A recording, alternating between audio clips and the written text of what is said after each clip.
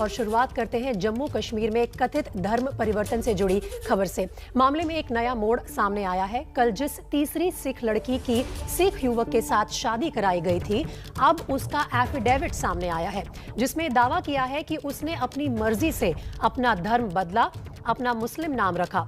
Court में affidavit के साथ ही उसने निकाहनामा भी जमा करवाया, जिसके मुताबिक 2 लाख के मेहर पर 5 जून 2021 को हुई थी शादी।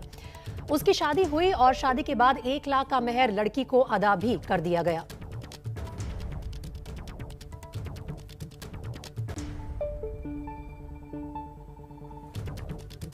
तो ये एक नया मोड़ सामने आया है इस पूरी खबर में। ये जो एफिडेविट सामने आया है इस लड़की का, जिसे कोर्ट में जमा किया गया, और साथ ही ये भी बताया गया कि निकाहनामे में किस तरह के मेहर के साथ इसकी शादी इसकी मर्जी से हुई थी। 5 जून 2021 को हुई थी ये शादी, और शादी के बाद 1 लाख मेहर भी लड़की को अदा कर दिया गया था।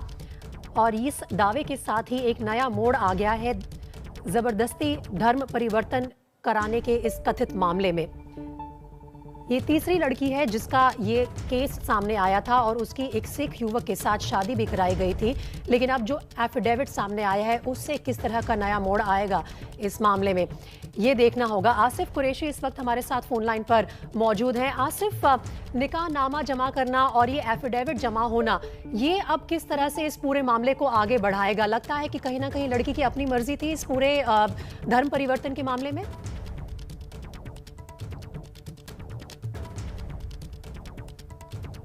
आसिफ, आप तक मेरी आवाज आ रही है? और अभी सवाल ये है कि झूठ कौन बोले। आसिफ, लगता है कि फोन लाइन में जरा कुछ प्रॉब्लम आ रही है। एक बार दोबारा सवाल पूछना चाहती हूँ आपसे।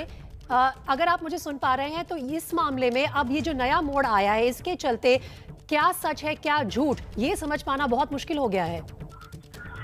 बिल्कुल प्रीति, अब ये समझ पाना कि कौन सच बोल रहा है कौन झूठ बोल रहा है, ये उलझता ही जा रहा है। क्योंकि अगर लड़की की शादी जो निकाहनामा दिया गया है उसमें 5 जून को शादी की बात कही गई है, 22 जून को लड़की वही निकाहनामा के साथ एक एफिडेविट बारामूला के डिस्ट्रिक्ट कोर्ट में जमा करती है, जिसमें वो ना सिर्फ अपने धर्मांतरण बल्कि अपनी शादी की भी बात कबूलती है।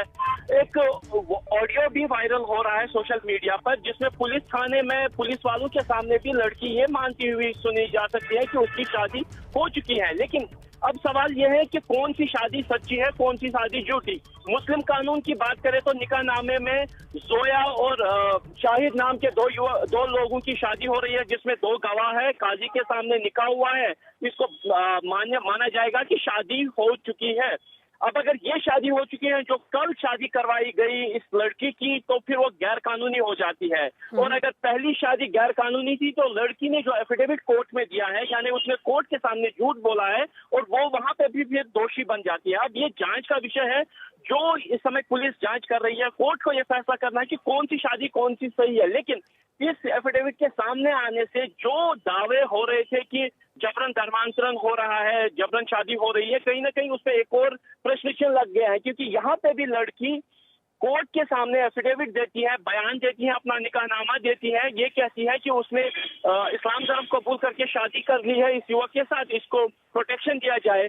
और उसके बाद जब मामला गरमा जाता है तो लड़की को पुलिस पकड़ लेती है, कोर्ट के सामने पेश किया जाता है, वहां से उसको अपने परिवार को वापस सौंपा जाता है, लड़के को हिरासत में भेजा जाता है, और इसी दौरान लड़की की शादी एक सिख युवक से करके उसको श्रीनगर से दिल्ली भेजा जाता है, जहां पे दोनों अब रह रहे हैं।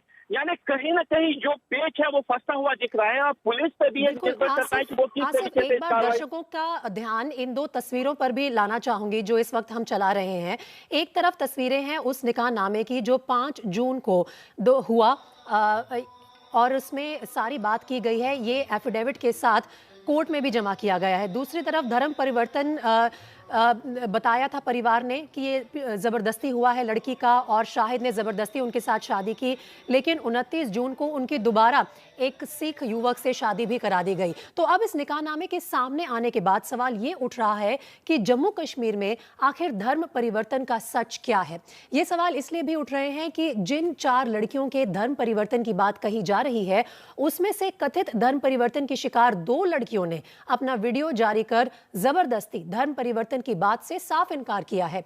लेकिन अकाली दल और दिल्ली सिख गुरुद्वारा प्रबंधन कमेटी इस मामले पर दिल्ली से लेकर श्रीनगर तक बवाल खड़ा कर रहे हैं। कहा जा रहा है कि इस मुद्दे को दिल्ली सिख गुरुद्वारा प्रबंधन कमेटी के आने वाले चुनाव में भुनाने की कोशिश सिख नेता कर रहे हैं।